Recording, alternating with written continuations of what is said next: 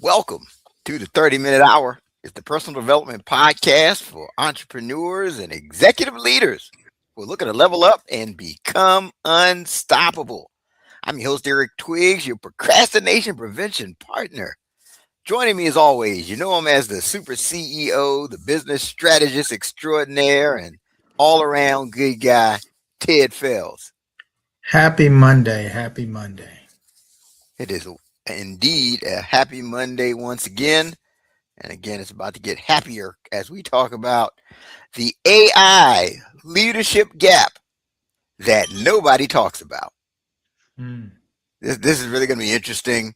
I've never heard this perspective put this way as it relates to AI and what leaders can do and how they can set the organization up. So this will be good. You're in for a treat. I think Ted, it'd be good for us to just get right to it.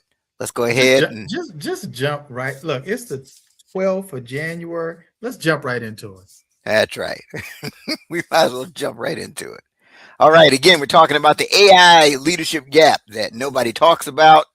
Our guest is a rare blend of technologist, strategist, and coach who bridges the gap between executive vision and operational execution. I draw from his experience as a CTO, a CISO, and an executive coach. He aligns technological frameworks, security protocols, and leadership development strategies, enabling leaders to enhance both their organizational infrastructure and their personal effectiveness. Please join me in welcoming to the show Kevin Carlson. Hey, thanks, guys. Eric, Ted, thanks for having me on the show. Appreciate it. Yeah, Right. man, it is truly an honor to have you on the show. Looking forward to diving into this. So let's give people some background perspective. Just curious to know, like, what was the vision you had for your career back when you were an undergraduate at the University of Colorado? I don't know if I had any vision when I was in undergraduate school, honestly. Um, yeah, I was really interested in computer science and electrical engineering when I was there, but I had no idea where I wanted to go or what I wanted to do. I was there learning, not very well sometimes, but I was learning, having a good time. But took a circuitous route, but eventually came back to the computer science side of things. Um, and Yeah, I think my vision really was made concrete when I got my first full-time software development job, and I got lucky and ended up working on a skunkworks team directly for the CTO, and I was just like, that's what I want to be. I want to be that guy someday. So, but when I was at undergrad school, I was just there learning and experimenting and trying different things and learning different subjects and trying to figure out where I wanted to go in life.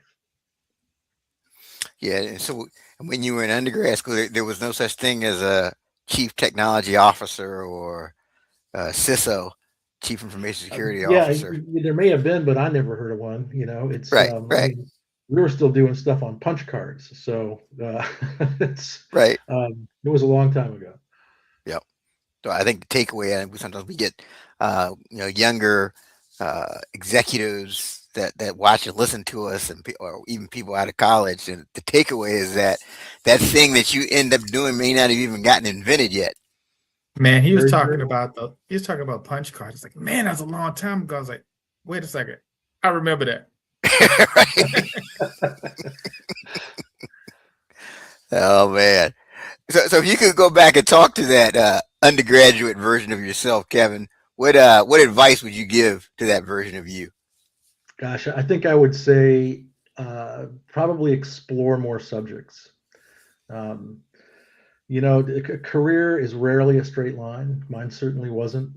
And I wish I had. I was always pretty curious, but I wish I'd taken the time to explore more subjects when I was at the University of Colorado. Um, you maybe take some finance classes, but I was such a STEM guy. I was such a nerd that I took physics and calculus and chemistry and computer science classes, and that's really all I wanted to do. And I put off anything and everything I could put off that was outside of those subject matter areas until I was a junior.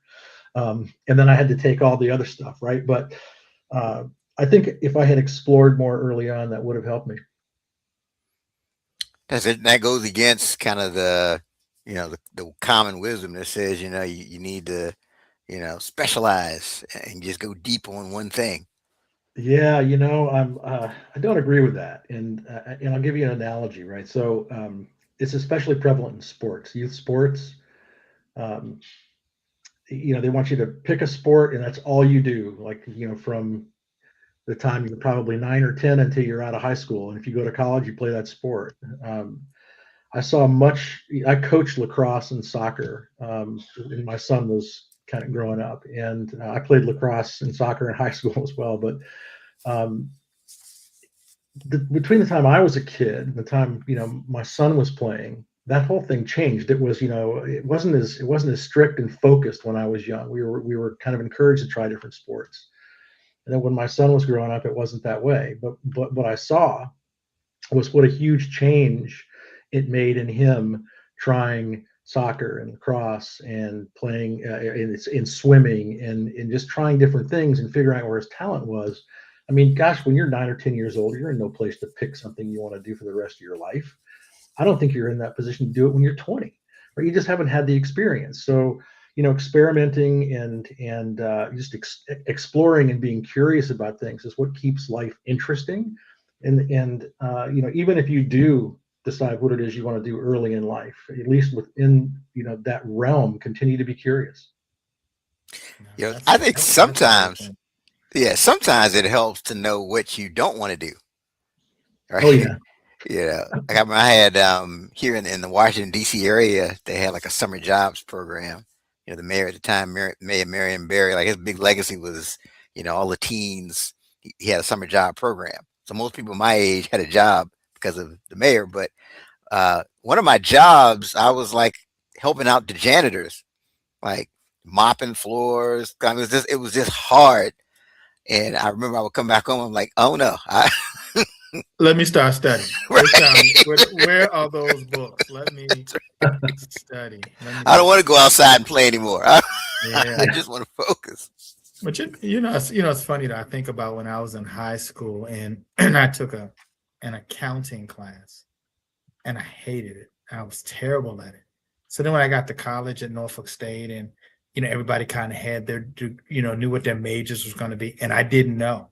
So I was like, okay, you do some general type of thing, you're going to it's going to stretch you out, right? So everybody's like doing accounting and business or whatever. So Kevin, why did I say, let me just write down and do accounting?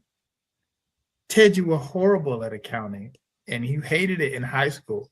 So once I got into my major classes, I was like, I still hate it. Like I still didn't realize that nothing really changed, that was not my thing. And so then I didn't know what I wanted to do, but I knew I liked, I like to play around with computers and things like that, for where computers were at that point. And someone was like, oh man, yeah, you ought to look into like management and information systems and it's a little bit of business and it's IT and all that. And I did it. And now when you look at where the industry is right now, and it's kind of like, man, like that was just a major blessing to go in that path because Mhm. I mean, those jobs are the hottest jobs out there. Like everybody needs somebody that knows, IT. And now it's just, it's a part of like everybody's IT. That's what they gotta say now, right? Like back in the 90s, it was kind of like, oh man, yeah, you're the IT guy. Now, everyone, like you got kids now that are like, yeah, let me go up here and fix the router in the house, right? You're like, what? When that used to be a big, deal to be the router guy, so we're in the right space.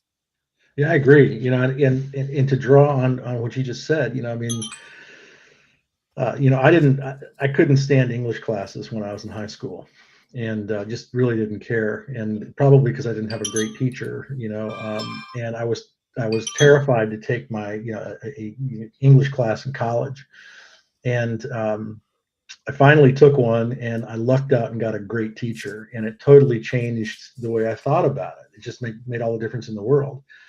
But doing that got me interested in writing and being able to actually communicate effectively through writing, and be a technologist kind of made me a bit of a linchpin to borrow a term from Seth Godin's book, Linchpin, being able to bridge different disciplines is a real valuable thing.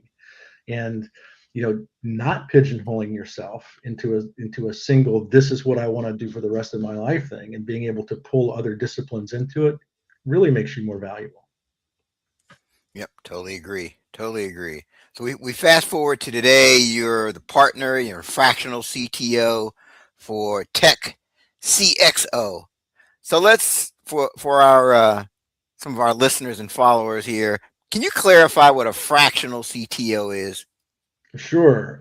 So it's a part-time CTO, right? So after years of being a CTO in full-time roles, I came here because I enjoyed the variety that it would offer. I was a CTO in a consulting firm, so it was, I kind of had that variety, and um, I thought I would miss it if I didn't have it, right? So, but I really enjoy it. It's companies, will bring me in when they're facing a situation where maybe they need a first-time CTO and they don't know how to hire one, right? So I'll kind of go in and get the lay of the land and help them hire a full-time CTO. Or sometimes it's their CTO is leaving, and other times it's they don't have a CTO and they're getting ready to undertake a large, technology project and they need some guidance. But fractional is great if you want lots of experience and you don't want to pay for lots of experience in a full-time role.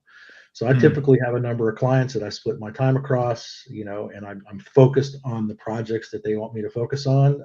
And they get my experience without paying, a full-time salary for a role like mine. Let me ask you this, Kevin, for our listeners, right? CTO, what is a CTO? And then CIO and the difference between the two. It's a great question, and I'll give you my answer. I mean, others may have different answers, but CTO, that role has been different everywhere I have ever had that role. And it really comes down to what's needed around technology at that moment. Um, for me, the difference between a CTO and a CIO is a CTO is more focused on innovation and developing new technology within the company. CIO is more focused on managing an efficient cost center, right? Making sure that you have the right systems in place to being properly managed. To me, that's the biggest difference. I have certainly met CIOs that do CTOs work and CTOs that do CIOs work. But in a larger company, if you happen to have both, that's usually where that line splits. But again, that's going to vary by the organization. And on the CTO side, I've been in roles where it's totally focused on software development. I've been in other roles, like I mentioned, the consulting company role. It became more focused on client face-to-face, meetings and being able to really close technology deals, and then also making sure we were hiring and the right folks and keeping them up to date and just that we had a real efficient team that was actually implementing the technology that clients needed. Good. Oh, And I thank think we clarified that for quite a few of our folks here. So who is your ideal client? Like, how would you describe your ideal client? Oh gosh, I don't know that there's an ideal client, but I can give you some characteristics of an ideal client. A client that has a definite need, right? So somebody who knows they want to accomplish something, but not quite sure how to get there. A client that may be curious about how they want to apply AI, for example, and they don't even know how to start approaching it. They don't know if they can leverage commercial models. They don't know if they need to implement their own in-house model. They're not even sure what they can do with the data that they have.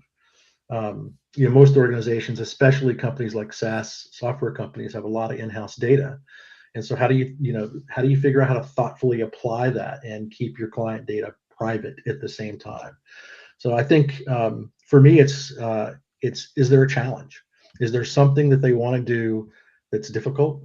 And I think that's what attracts me to specific clients is that challenge and wanting to help them accomplish that. Okay.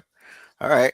So let's talk about AI because All right. that seems to be the for whatever reason, I look at the shows that tend to get a lot of downloads. Is whenever we talk about AI, it's Yeah. like the hot button. There's all kinds of thoughts about it. But let's start with the basics. So, like, what do you see as like the most common barrier that keeps people from learning AI? I think it's fear. Hmm, I think people are just afraid. How do I talk to this thing? How do I prompt an LLM? And the best advice I can give people is ask the LLM how to talk to it. Right? I mean, hmm. they're pretty amazing machines, um, but they're not perfect. And the best way to learn is just to jump in and learn and just try things. But I do think fear is one of the biggest barriers. I think the second biggest barrier related to fear is companies are concerned about the privacy of their data and their clients' data, and they're not sure, can we use this? Should we upload this spreadsheet into Chat GPT and ask it to analyze it, or should we use the Excel plugin for Claude to do the same thing? What's private and what's not? What's it going to keep? Is it going to retrain on my spreadsheet data or some document? So I think it's related to fear. Um, the other thing that I think keeps a lot of people from using it properly is buying into all the hype that surrounds AI. There's more hype around AI than there's been around a technology in a long time. I think the only thing that might have uh, given it a run for its money is like Internet 1.0 back in the late 90s, early 2000s. There was a ton of hype around that too. But AI's it's a little bit different, and I think that there's a more pathways now for that hype to travel, especially with social media. And so it's real prevalent. And a lot of times, the biggest barrier to getting started are just misconceptions about what AI can do and what it can't do. And sometimes leadership already has an idea in mind, like this is what I want to do. And sometimes you have to have hard conversations with them. It's like, well, if you want to do that, here's what has to happen. Or AI can't do that reliably is also something that I have to tell people a lot of times. It's not magic. Essentially a machine that's been trained on patterns and can regenerate patterns to keep it real simple, right? So they're amazing machines, but they can't do everything that the hype promises. So it's interesting. You were talking about leadership, and I heard you on another podcast, and you spoke about the difference between AI positive versus AI negative as it relates to leading an organization. Can you Sure, explain what the difference is?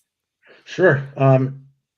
AI negative leadership. Let me start there. That's leadership that sees AI as a way to negatively impact the people in the organization.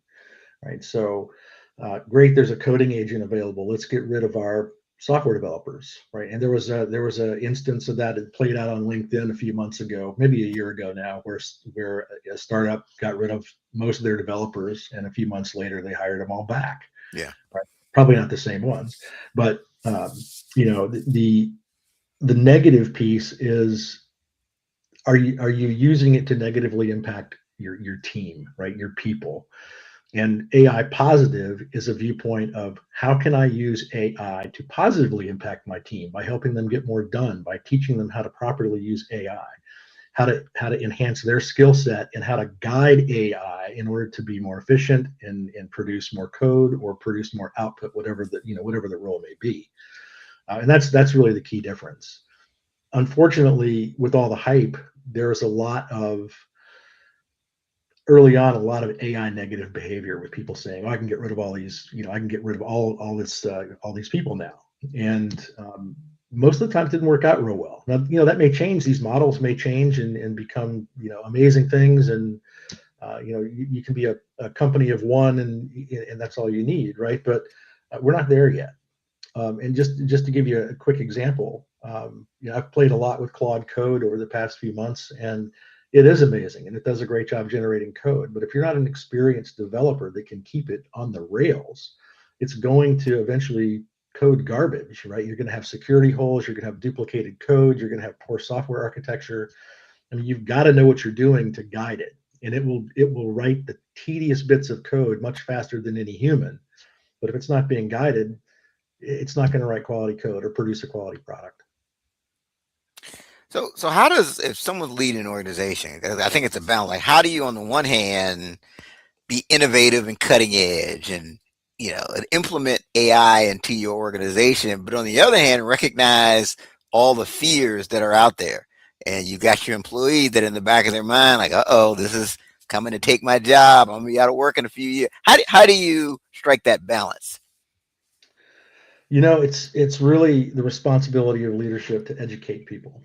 And one of my favorite things to do as a fractional CISO or fractional CTO is exactly that. I mean, um, you have to educate companies on what's possible, what's real, and what the possibilities are, and how they're going to impact the company.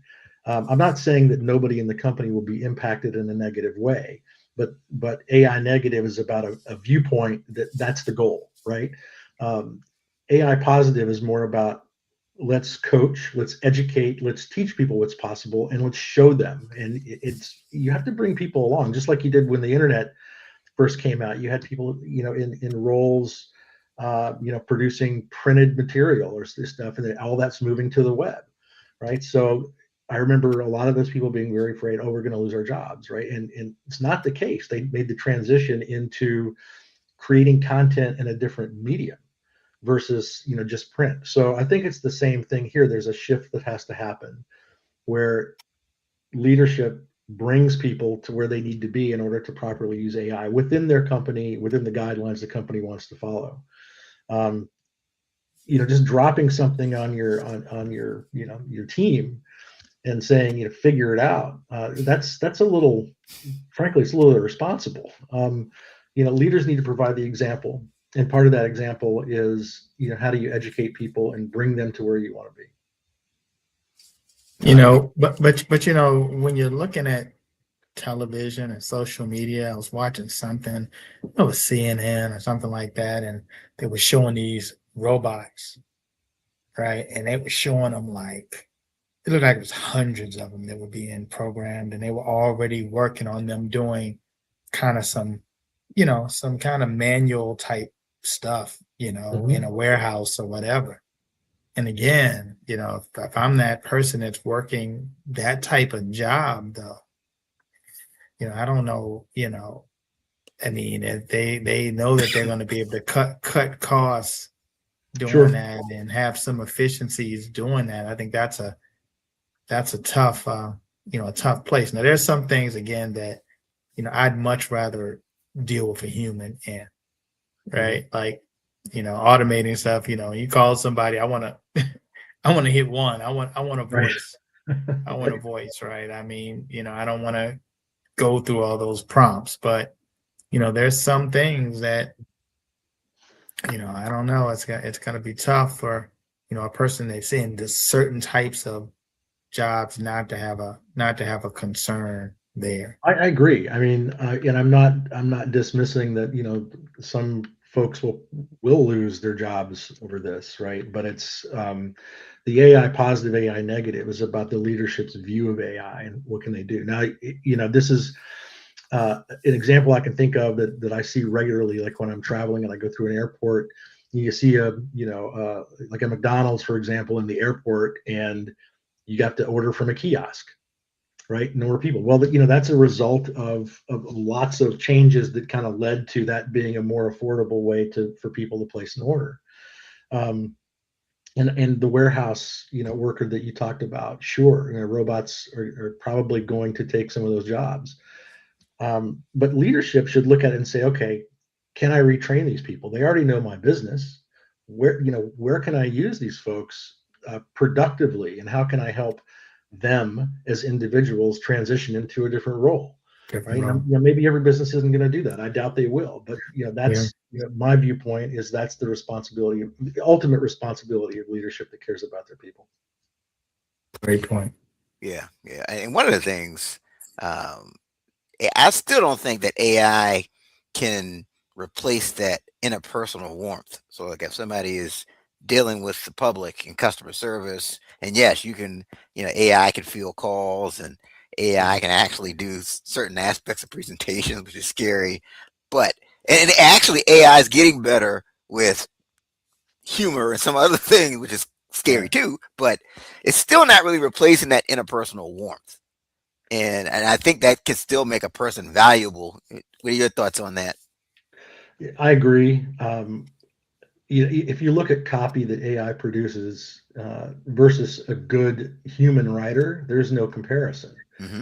Um, I think that there's, and I write a newsletter on LinkedIn. I write a blog on Substack, and I write those, right, because I want it to sound like me. And the highest compliment I could be paid is somebody who reads something I write and they go, "Well, that sounds just like you," right? And that's important these days because that's what connects you with a Mm, topic, connects you with the writer. There's a lot of I think the term that I've heard most is like AI slop that's out there, right? And mm, sure, you can generate it, you can publish it, and it's maybe people will identify with it, but if you write from your heart and you put some, you know, uh, personal context and emotion into it, it's going to connect so much better. So I agree, and I think that's what customer service reps that are actual people, they have that, right? So you're going to connect, and it'll make the experience better. And it's interesting, to me that in the middle of all this, somehow user experience is falling by the wayside. It's mm. all about efficiency. It's all about cost reduction. It's not really about customer service anymore, right? It's about how quickly can we get on and off the phone or on and off this, this chat with this person that wants something from us, right? Where and customer service has been in a decline for a long time, not just because of AI, but I think strong customer service focused organizations still value individuals that can help other people solve problems. Yeah. Yeah. And I think from a leadership's perspective, I mean, that has to be emphasized. Okay, good. What are some trends with AI that people should know, but few people aren't really talking about it? What are some upcoming trends that people need to be thinking about? Um, Gosh, there's so many. Um, well, I've talked a little bit about the coding agents, and I think they've gotten so much better over the past year. I'm really amazed with Claude Code, and it's not just for coding. Some of the things that Claude Code can do is um, I had a I had a directory with tons of folders in it and lots of documents, and I cranked up Claude Code in that folder, and I said reorganize all these things by topic, right? And it would have taken me hours to go through and read all these documents to do it. And it did it in about a minute and a half.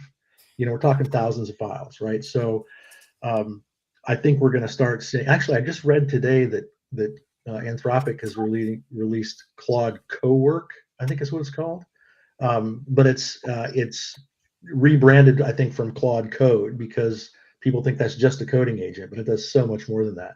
So I think we'll see more and more of these agents that can actually help you with you do manual work on your computer faster or do web searches faster from your computer rather than using an agent like a chat gpt or Claude, the application, and have it make the calls and just do it right from your computer.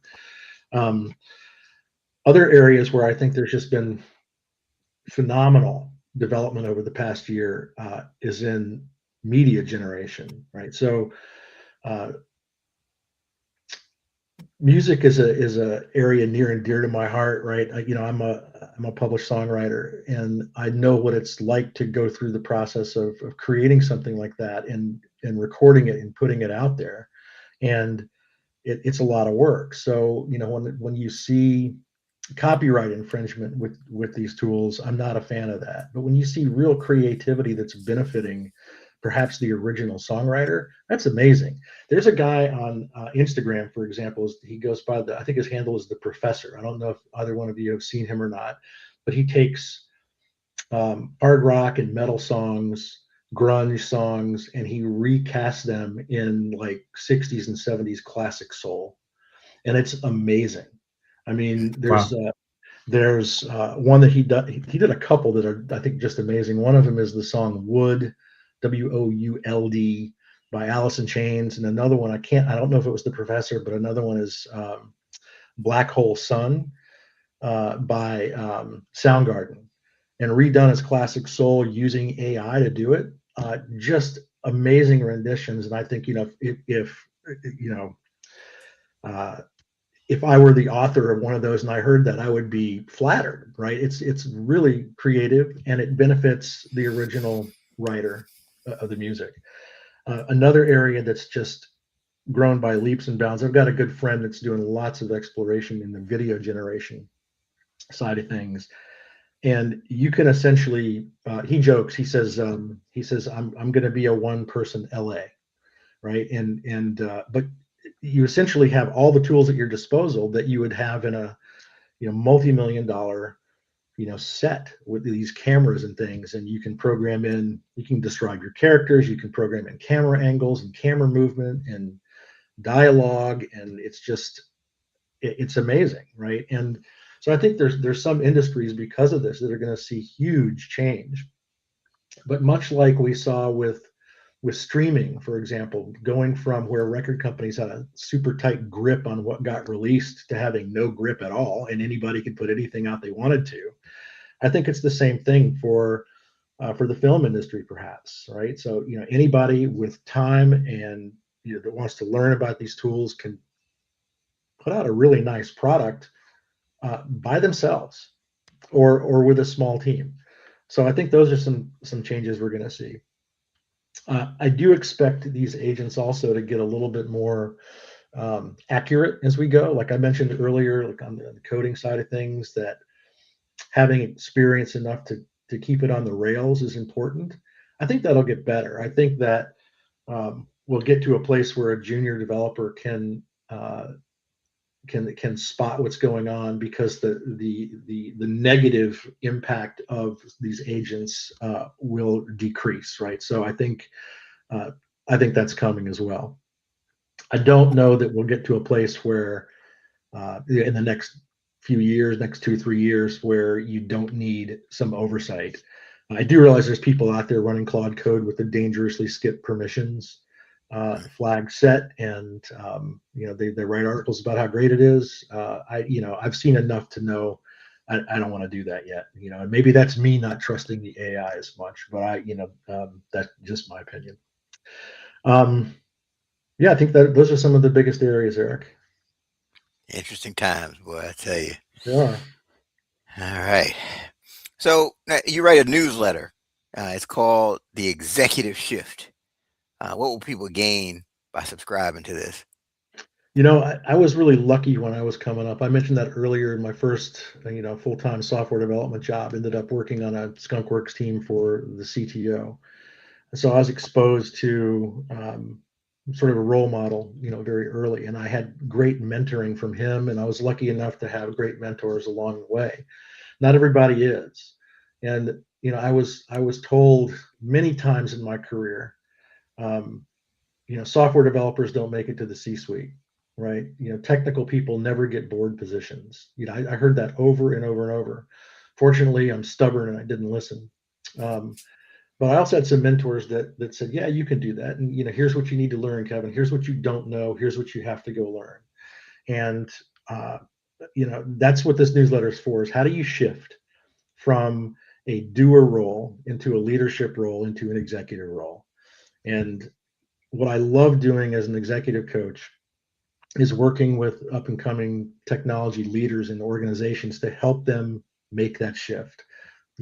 Help them identify where the gaps in their skills are, and then help them figure out how best to close that gap, right, and get where they want to go.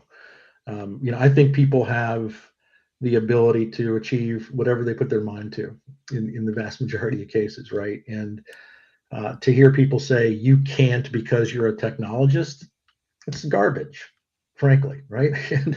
And so the executive shift newsletter is really designed to help people realize that, and help people that want to get to the C-suite or want to have a leadership role as a technologist, just help them get there. It's so interesting hearing you talk about that. I think one of the biggest things in being a person that used to be a technologist, technical hands-on guy, to being a person that's, been in leadership and running a company for some time. The biggest thing is just I think it's a mindset, right? Like if you have a person that is like I was, it was a hands-on technical guy, and you're like, okay, I'm gonna start a company, and I'm gonna start a company, and I'm gonna do network deployment and administration, all that kind of stuff, right? That's what I'm gonna do. Mm-hmm. Well, really, once you get the company going, you're dealing with so many other things. You're not dealing with that thing, right? I can't remember the last time I touched any network stuff. I can't even set up a printer right now, right? Because I'm so busy. Everything is business development. Everything is your finance and marketing strategies and all those types of things. So I was forced into having to, I call it the 7 floors kind of doing the stuff and 12 floors kind of the strategy. Like I was forced to think like 12th floor, right? And I think that's what helped me to get there. But if you're a person every day and you're kind of hands-on technical coding, cyber tools, all that kind of stuff, and then to be like, okay, now I want you not to go all in the weeds with that, right? But know that it's really about, bottom line and revenue and, marketing and all of that kind of stuff. It's a mindset thing, I really think. I agree with you, Ted. What you mentioned earlier about accounting, so true. I mean, to be an effective CTO, I think you have to know a little bit about accounting and finance, right? You have to understand how that's going to impact your ability to achieve things with technology, and you have to help CFOs and COOs and CEOs understand what the capabilities of new technology are and how they could be advantageous to the business, right? So if you're so focused on one thing that you can't see other things going on around you, you're not going to be as effective. And I think it's a real issue with a lot of technology roles. I think we have a tendency to really pigeonhole people, and it's unfortunate. But it doesn't just happen in technology; it happens in other roles as well. But I believe you don't need to know exactly everything you need to do, but you have to believe you're smart enough to figure it out, right? And if you apply yourself and you dig in and you learn, that's the biggest difference. I mean, a lot of people won't do that, but if you'll do that and you're persistent, you can get there. Sure. Yeah, this has been a fantastic episode, Kevin. Thank you for sharing everything that you shared. Sure. What's the best way for people to get in contact with you? If they want more information, want to utilize your services. Sure, there's a few ways. Our website is techcxo.com. And if you go to I think there's a people page, and I'm on there, Kevin Carlson. You can also find me on LinkedIn, either at the Executive Shift newsletter, or my profile page is just /in/Kevin Carlson. Or you can find me on Substack at kevincarlson.substack.com. And lastly, you can email me, kevin.carlson@techcxo.com. Great. Yeah, this has been very enlightening, talking about the AI leadership gap that nobody talks about. So thank you for sharing once again. For those of you who are watching and listening, don't forget to share the show. Share the show. Share the show. That's right. Don't keep this great information a secret. And you keep in mind as well that you could go to Apple Podcasts, you can go to Spotify, any of those places, and follow us or subscribe, and that way you'll never miss a future episode. Well, that's our time for this week on the 30-Minute Hour podcast. And as I close, and you're thinking about closing that leadership gap as it relates to AI, please remember this. Don't allow perfect to become the enemy of progress. Have a great one.